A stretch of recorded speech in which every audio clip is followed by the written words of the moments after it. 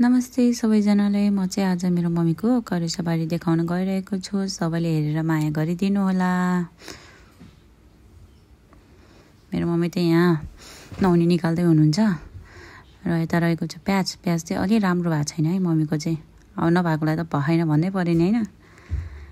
यतापट्टि छ करेला, घिरौला दुइटै छ। भर्खर सानो चिचिरा लाग्दैछ है यसमा चाहिँ फेरि।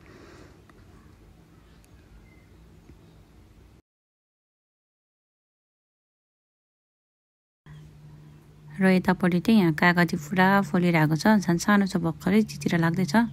सानो छ कागती चाहिँ, एकदम राम्रो भएको छ। कागती पनि एकदम राम्रो भएको छ है कागती फेरि। कति धेरै छ तर भर्खर सानो भएको भएर धेरै देखेको छैन। यहाँ चाहिँ मेरो छोरी र बहिनी छ, यिनीहरू चाहिँ आलु खन्दै थियो। अन्त एउटा त्यहाँ आलु देखाइरहेछ, यति भयो भन्दै। एउटा फेरि त्यहाँ रिसाइरहेछ, फेरि मेरो भिडियो नगर भन्दै कराइरहेछ। फेरि यता कात्तिको बोडी पनि फलिरहेछ, देख्न सक्नुहुन्छ। टमाटर त्यस्तै छ फेरि, पुरा हरियाली छ है यता चाहिँ करेसाबारीतिर चाहिँ। यो चाहिँ बाख्राकोटमाथि पुरै के भन्छ, यो फर्सीको झाङ पुरै गइरहेछ। आलु पनि फलिरहेछ हाम्रो फेरि यता।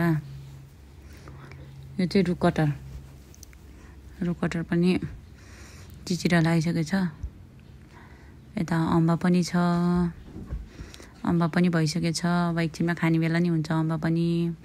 यो चाहिँ आलु हेर्नु न, आलु कस्तो राम्रो भएको छ। आलु कति धेरै चाहिँ लपक्कै छ कि आलु पनि फेरि।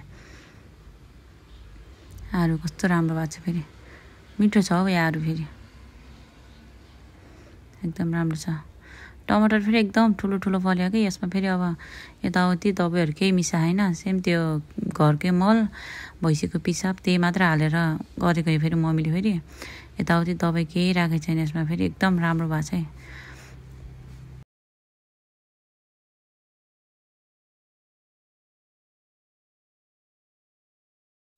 र यता चाहिन्छ सिमल तरुल। त्यो सिमल तरुलको बिउ हो, मम्मीले जमाउनु भएको। यो कर्कला गावा के भन्छ अब यसलाई चाहिँ।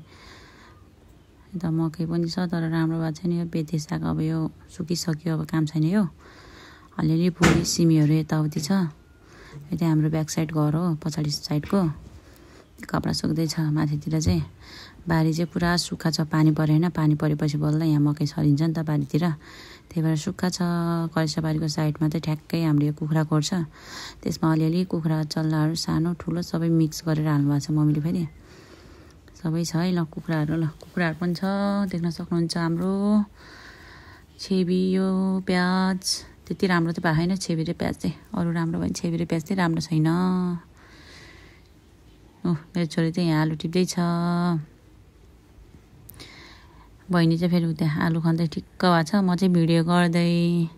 अलिअलि मकै छ, बेते साग र हाम्रो चाहिँ नि अब त्यो खनेको आलु चाहिँ नि यति भयो। यहाँ चाहिँ मेरो कान्छी छोरी छ।